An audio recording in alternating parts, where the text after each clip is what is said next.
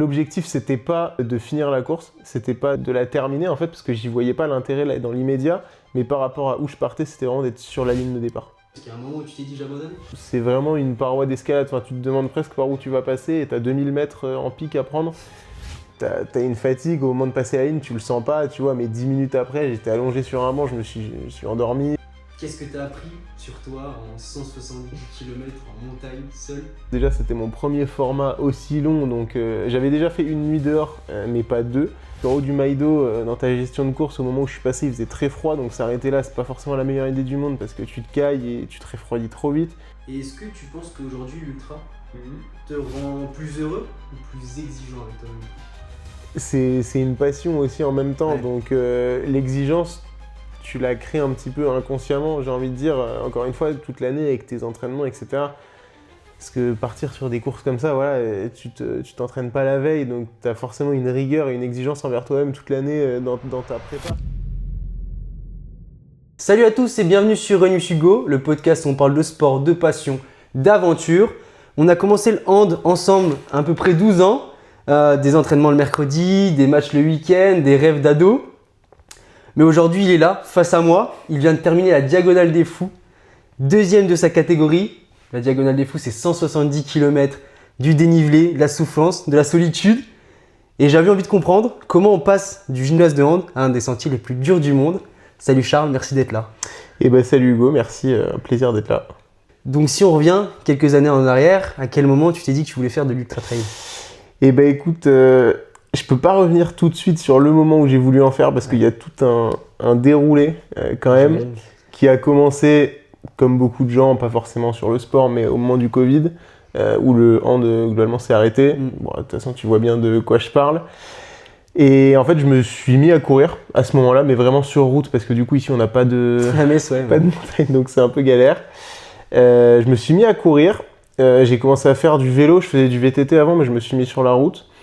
Et je nageais quand j'étais petit, donc progressivement, je me suis mis un peu au triathlon, sans en faire non plus dans l'excès. Tu vois, au début, c'était vraiment parce que c'était le nouveau sport que j'avais découvert. Le hand, voilà, ça faisait quasiment un an que j'en avais plus fait, donc voilà, j'étais parti là-dessus. En plus, avec les études, etc., c'est sûr que ça prenait moins de temps.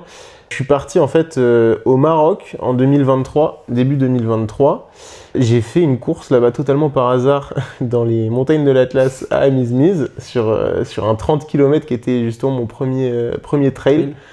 J'y suis allé par hasard parce que c'était une invitation par l'entreprise dans laquelle j'étais. Et là, expérience de fou. J'ai découvert le trail, déjà l'environnement, les paysages dans lesquels tu te retrouves, mais l'ambiance aussi qui est vraiment différente de ce que tu peux retrouver sur la route. Et surtout, je me souviens très bien à quel point j'en ai chié, tu vois. Et je pense que c'est cette satisfaction aussi sur la ligne d'arrivée qui m'a boosté. Donc voilà, première expérience assez incroyable, en tout cas vraiment extraordinaire. Et tout de suite, ça m'a donné envie de m'inscrire d'abord sur un Half Ironman. Donc là, on fait un peu le lien entre les deux, mais vu que j'étais en plein dans le triathlon, que je découvre le trail, j'ai eu cette idée un peu folle, tu vois, parce qu'en plus, je faisais que courir au Maroc, j'avais pas fait de vélo, j'avais pas nagé pendant 6 mois, et j'ai fait l'Ironman, le 73 du Luxembourg. Ça pas préparé du tout. Et je l'ai préparé en courant, mais il était le week-end où je revenais de mes 6 mois de stage. Donc en fait, j'ai pas fait de vélo pendant 6 mois, j'ai pas nagé pendant 6 mois. Donc j'y suis allé au talent, j'en ai chié vraiment. Et puis voilà. Et ensuite, la course, j'ai continué. Et puis le trail a vraiment pris le dessus. Ouais, j'ai progressivement basculé du coup du triathlon au trail. Et j'ai fait ma première vraie course, entre guillemets, préparée. Je l'ai préparée à Paris, mais j'ai fait en 2024, en septembre 2024, Wildstrubel en Suisse, qui est une course UTMB. Ouais. J'avais fait le 70 km, qui est censé être magnifique, mais on a pris des belles conditions la neige, de merde. C'était l'année là? Ouais, on a pris de la neige jusqu'aux genoux. Mais la neige encore ça allait, mais il faisait froid comme j'avais jamais eu, quoi. Tu devais être trempé de ça. C'était terrible, on était trempés, on avait très froid. Et tu penses que c'était du coup plus une envie de performance ou un besoin personnel? Je réponds plutôt besoin personnel avec le Covid, etc. Si je parle que du trail, parce que encore le Covid, quand j'ai commencé à courir, il y avait un petit peu ce truc de passer à une autre version de toi-même. Tu sais, c'est un peu t'as eu le Covid, t'es tout seul chez toi, tu vois personne, tu sais pas quoi faire, donc tu te crées un peu un nouveau personnage en fait, même inconsciemment, tu vois, je m'en suis rendu compte un peu après. Mais le trail au début, quand j'ai découvert Amizmiz, ensuite en Suisse pour ma première vraie course, c'est sûr que tu as cette envie de performance, mais différent de la route, moi de mon côté, c'est vraiment une performance personnelle. Ouais, Tu vois, c'est des objectifs que je me soi, fixe, que je me fixe à moi-même par rapport à ce que je sais que je suis capable de faire. Et surtout, alors l'avantage, enfin je sais pas si c'est un avantage, mais en ultra en général, le premier objectif qui est déjà assez ambitieux, c'est juste de finir avant de te fixer des objectifs de temps. Mais à côté de tout ça, tu vois, maintenant que je suis passé sur vraiment ultra longue distance, le vrai 100 miles, c'est tout ce qu'il y a autour aussi. Ouais. Tu vois pas que la course, quand tu prépares un 10 km, bon bah si t'as bouffé McDo la veille, si tu l'as pas préparé, tu vas le finir. Ouais. Là, non. Ouais. Moi, mes vrais objectifs, c'est de finir ma course, c'est d'y aller, ça dépend les courses en plus, mais c'est tout ce qu'il y a autour. Ouais. C'est toute la gestion toute l'année, enfin on va en parler là, mais tout sur la diag, tu vois, c'est tellement de préparation. Parce que l'ultra, ce n'est pas juste courir, en fait, c'est rester seul longtemps avec ses pensées. Maintenant, on va pouvoir parler un peu de la diagonale. Comment tu te sentais alors sur la ligne de départ ? Eh ben, c'est la course où j'étais le moins stressé. Putain. J'étais pas du tout stressé, et alors c'est là où ça devient intéressant dans ma façon d'aborder la course. Si tu veux, quand je suis arrivé, pareil, je reviens un peu en arrière parce que tu vois, c'est vraiment sur quasiment un an. Mais fin 2024, je décide vraiment de changer de voie. Tu vois, j'étais à Bordeaux en école de commerce, je faisais un stage en hôtellerie. Je suis parti à Annecy pour faire totalement autre chose. Là, je fais un master en marketing dans le sport. Je suis en alternance chez UTMB. Je suis arrivé à Annecy, rien à voir. J'ai changé complètement ma vie. Et l'objectif que je me suis fixé, hyper inconsciemment, tu vois, c'est de faire la diag. C'est de faire la diag parce que c'est une des premières courses dont j'ai entendu parler quand j'étais au Maroc, pareil avec le marathon des sables. Enfin, j'ai des courses comme ça qui me sont vraiment chères et que j'ai envie de faire. Donc la diag, c'était la première.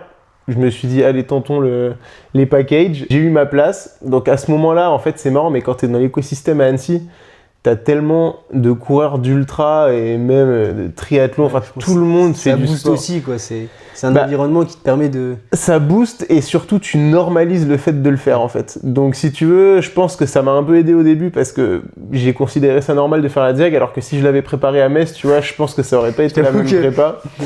Et surtout que tu vois, un mois avant d'avoir mon dossard, j'étais sur le 70K encore une fois de Wildstrubel et je peux te dire que j'en ai jamais chié autant de ma vie, quoi. Donc 70 bornes, là tu pars sur quasiment 3 fois plus en termes de dénivelé, de conditions, etc.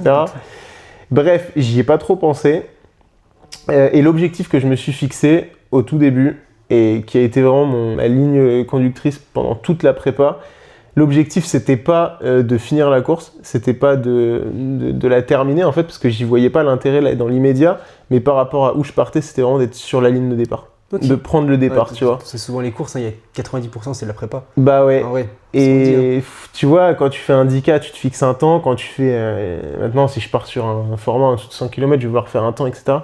Là, la diag, l'objectif, c'était vraiment d'être sur cette ligne de départ parce que je partais avec quasiment rien, clairement, pour faire cette course-là en si peu de temps. Donc forcément, j'y suis allé dans ma prépa comme je pouvais, avec mes armes. On en reviendra après en détail si tu veux, mais j'ai vraiment une philosophie aussi de l'entraînement qui est assez différente de ce qu'on peut voir partout. Mais ouais, sur la ligne de départ, j'étais zéro stressé parce qu'en fait, j'avais atteint mon objectif, tu vois. Ouais, c'est ça en fait. Au moment où j'étais sur la ligne de départ... T'as vu la chose différemment d'autres personnes et je pense que ça peut aider. C'était libération en fait, tu vois, j'ai passé une année de fou qui est pour moi, en fait, c'était là ma fierté et vraiment l'accomplissement de tout ce que j'avais fait.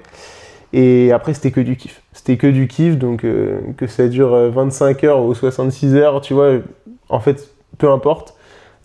Que du kiff, ouais, pas de stress et juste l'envie, même les 2 jours avant, j'en pouvais plus, tu vois, j'avais envie d'y aller, quoi. Mais surtout que t'étais déjà là-bas, donc c'est vraiment... Bah ouais. Il y a toute la préparation, récupérer le dossard, etc. Tu m'étonnes, t'as qu'une envie, quoi, ce jour-là. Clairement. Et du coup, à quel moment ça a été le plus dur ? Quel moment ça a été le plus dur ? Alors, je vais parler un petit peu par rapport au cliché, mais j'ai un petit peu envie de casser le truc quand même. Enfin, je sais pas s'il faut le casser, c'est un peu ce qui fait aussi toute la réputation de la course, mais moi, où ça a été le plus dur, c'est dans ma fat.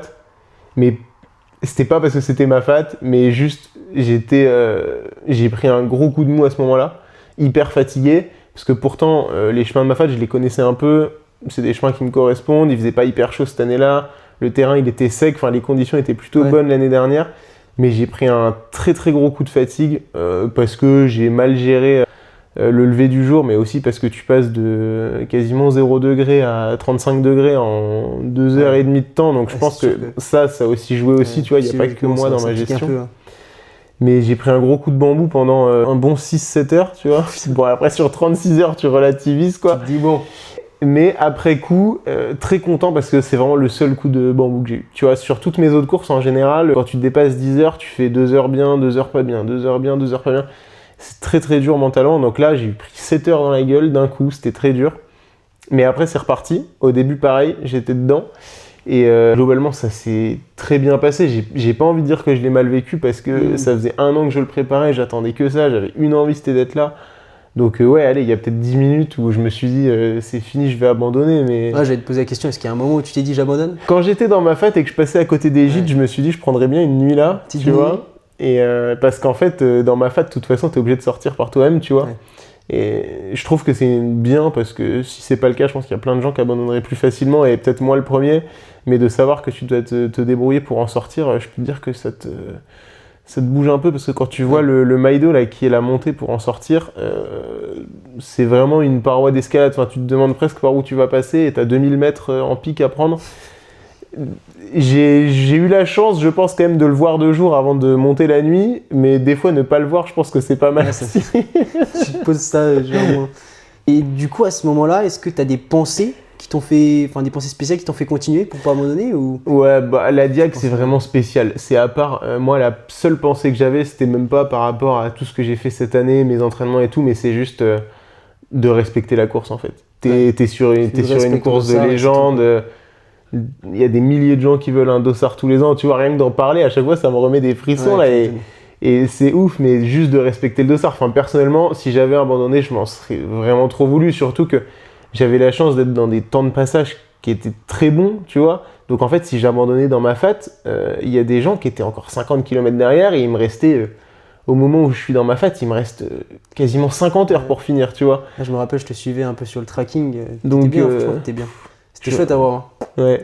Qu'est-ce que t'as appris sur toi en 170 km en montagne, seul ? T'apprends beaucoup de choses. Déjà, c'était mon premier format aussi long. Donc, j'avais déjà fait une nuit dehors, mais pas 2. Donc, je savais que j'allais apprendre de ce côté-là et ça a pas loupé. Quand je suis arrivé en haut du Maido, donc un peu la délivrance, quoi. Tu sors de ma fat, ça y est, t'as mangé le plus gros du dénivelé. Là, c'est assez roulant sur la fin. Gros coup de fatigue. À nouveau, donc je savais que c'était un petit peu la découverte de cette deuxième nuit, sauf qu'en haut du Maido, dans ta gestion de course, au moment où je suis passé, il faisait très froid, donc s'arrêter là, c'est pas forcément la meilleure idée du monde parce que tu te cailles et tu te refroidis trop vite. Donc j'ai décidé de partir, sauf qu'en fait, t'as 20 km de descente.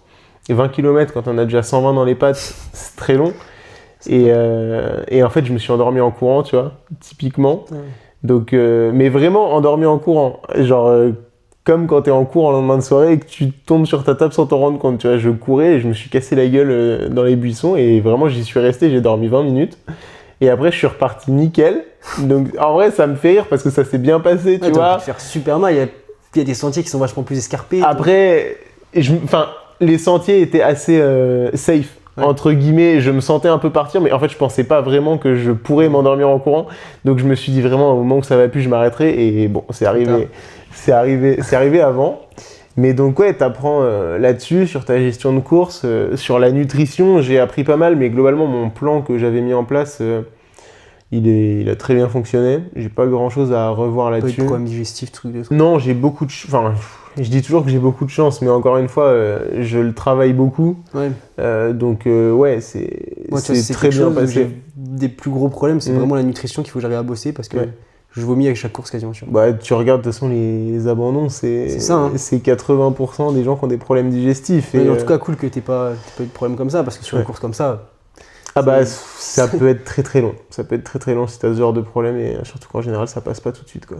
Et quand tu passes la ligne, deuxième de ta catégorie, quelle est l'émotion réelle ?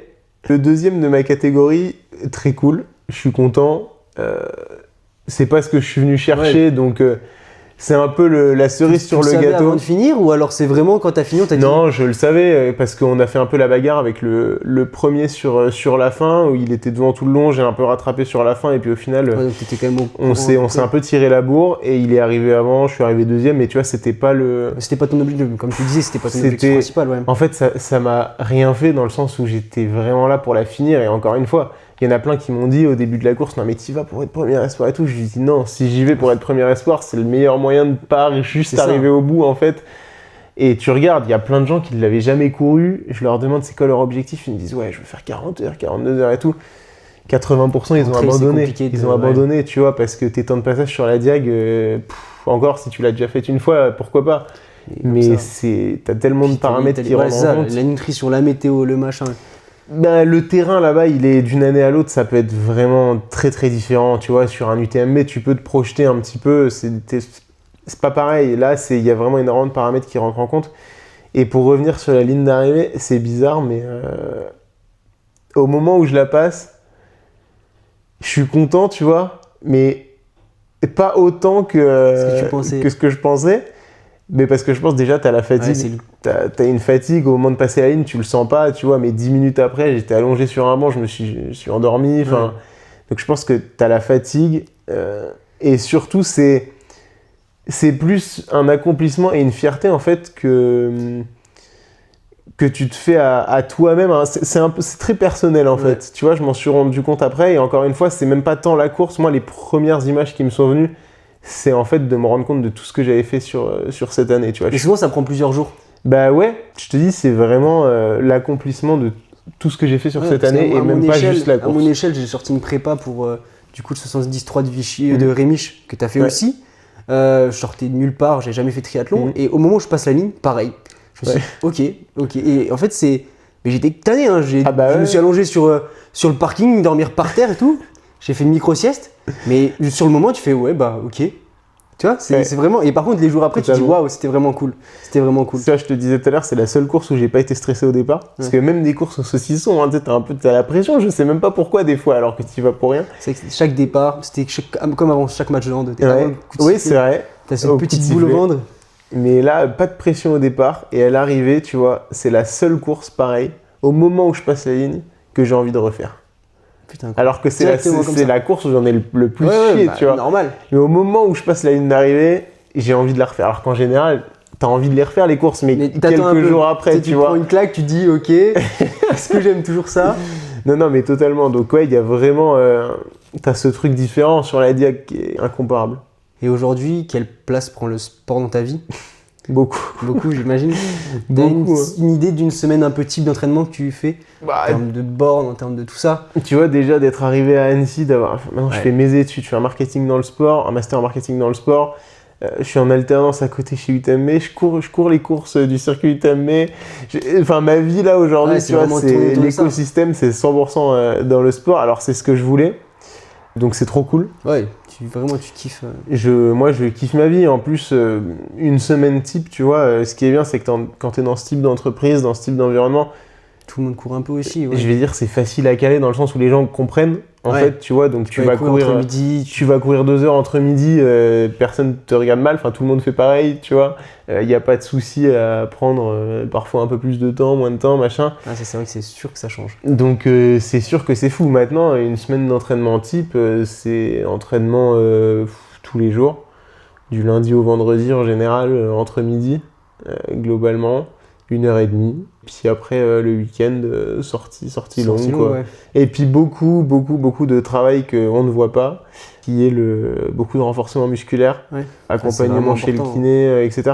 Mais ça, tu vois, ça me tient un peu à cœur, si tu veux, on peut même en reparler après, parce que j'ai un autre point aussi là-dessus qui, encore une fois, je te disais, dans ma philosophie de l'entraînement, qui est vraiment intéressant. Et comment tu gères du coup la fatigue mentale? Parce que c'est quand même des semaines avec le taf, même si... Voilà, c'est un peu la mode, on va dire. Tout le monde court un peu à Annecy, surtout dans ce type d'entreprise. Il y a forcément de la fatigue mentale. Et toi, comment tu la gères? Il y en a un peu. Je m'en rends compte à chaque fois quand j'ai plus d'objectifs. Tu vois, là, j'avais pas encore mes courses de Calais pour cette année jusqu'à il y a quelques heures encore, d'ailleurs.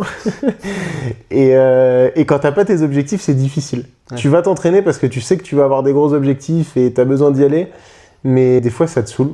Franchement, des fois là. L'objectif, c'est ça crée la discipline en grande partie. Hein. Bah ouais, et puis tu sais, début d'année, ouais, c'était en réflexion, tu construis un peu ta saison, il fait moche, il fait froid, donc t'arrives vite dans des périodes où t'as pas trop envie de sortir. Bon, maintenant, l'avantage, c'est qu'une fois que tu y es, en général, tu fais ta séance, ça se passe bien, mais c'est sûr que c'est toujours un peu compliqué. Maintenant, ce qui est important, c'est vraiment de faire ce qu'on aime. Je pense que mentalement, ça passe par là. Si on se force à se caler des séances parce que machin a fait ça et donc je vais faire pareil, ou prendre exemple sur telle ou telle personne, etc. T'as un côté où c'est bien, tu vois, faut s'inspirer, mais il faut aussi faire à sa sauce comme on a envie de le faire et comme notre corps il l'accepte, en fait, vraiment. Moi, j'ai ce truc très important que j'ai mis en place l'année dernière dans ma prépa, peut-être inconsciemment au début, tu vois, mais j'étais tellement focus et j'avais tellement d'heures d'entraînement dans la semaine que j'avais pas le temps, en fait, d'aller chercher des séances d'entraînement, machin et tout. Je faisais la diag, tu vois, l'objectif, c'était de faire des bornes. Donc, en fait, j'ai fait plein d'erreurs sur l'année, mais plein. J'ai fait que ça au début, tu vois, des trucs débiles. Hein. Et en fait, c'est vraiment le truc que je conseille à tout le monde. En fait, plus tu fais d'erreurs, plus tu vas être performant. Parce qu'aujourd'hui, moi, je sais que je connais très très bien mon corps, tu vois. Que ce soit dans la nutrition, dans le sommeil, je sais exactement quand je suis en hypo, quand j'arrive en hypo. Enfin, c'est des trucs tout cons. Tout le monde a l'impression de le savoir, mais en vrai, tant que tu l'as pas vraiment expérimenté, tant que ça t'est pas arrivé, je t'assure que tu le sais pas. Et prendre des séances sur Internet, enfin, moi, ça m'arrive jamais, mais même aujourd'hui, tu vois. J'adore me tromper, parce qu'en fait, quand tu te trompes, tu comprends vraiment pourquoi ton corps il a réagi de cette manière, vu que tu sais ça, tu l'ajustes de telle manière, etc. Et donc, c'est vraiment important dans ta santé mentale, dans ta santé physique, dans ta préparation en général, vraiment écouter son corps. Pour moi, c'est le facteur de réussite et de performance vraiment numéro 1, parce que personne n'est pareil. Et c'est vraiment hyper important de le faire en fonction de ses sensations. Ouais, vraiment se connaître, apprendre à se connaître tout simplement. Ouais. Et est-ce que tu penses qu'aujourd'hui, l'ultra te rend plus heureux ou plus exigeant avec toi-même? Je dirais plus exigeant, forcément. Après, c'est une passion aussi en même temps. Ouais. Donc, l'exigence, tu la crées un petit peu inconsciemment, j'ai envie de dire, encore une fois, toute l'année avec tes entraînements, etc. Parce que partir sur des courses comme ça, voilà, tu t'entraînes pas la veille, donc tu as forcément une rigueur et une exigence envers toi-même toute l'année dans ta prépa. C'est tout con, mais même à côté des entraînements, avec la fatigue, etc., suivre les cours, l'entreprise, etc., tu vois, il faut suivre. Donc, tu es obligé d'être exigeant, en fait, quand tu fais ce genre de prépa, même sur Ironman. Enfin, quand tu fais de l'ultra longue distance, peu importe la discipline, quand tu fais 10, 15, 20, 25 heures d'entraînement par semaine, tu es obligé d'avoir de la discipline et de l'exigence envers toi-même. Et ben en parlant d'Ironman, etc., moi je fais mon premier ultra, comme on discutait tout à l'heure, premier 90 à Miss Smith. Je suis un peu tes pas en quelque sorte. C'est une distance qui me fait un peu peur. Il faut pas mentir, hein. C'est quand même une distance qui commence à être importante, même si c'est pas un 170. Toi qui as eu cette expérience, toi qui as vécu l'ultra à très haut niveau, quel serait ton meilleur conseil pour quelqu'un qui va faire son premier 90? Eh ben écoute, moi qui ai fait cette course, surtout. C'est ça qui est beau. Qui ai fait cette course et qui est ma première course, une de mes courses de cœur.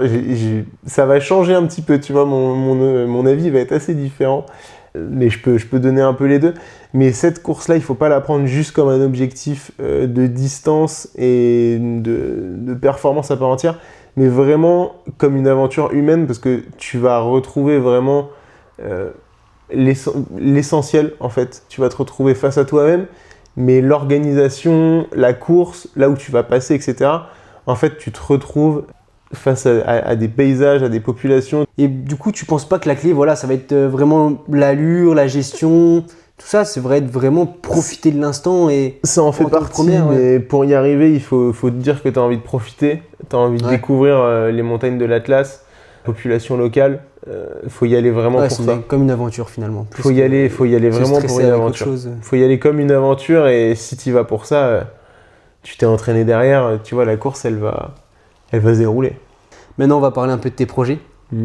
Est-ce que tu veux refaire la diag? Je vais refaire la diag. C'est officiel. Trop bon. J'y retourne cette année. Je le sais depuis quelques heures, là, justement. Donc, très, très chouette. Et puis, avant ça, la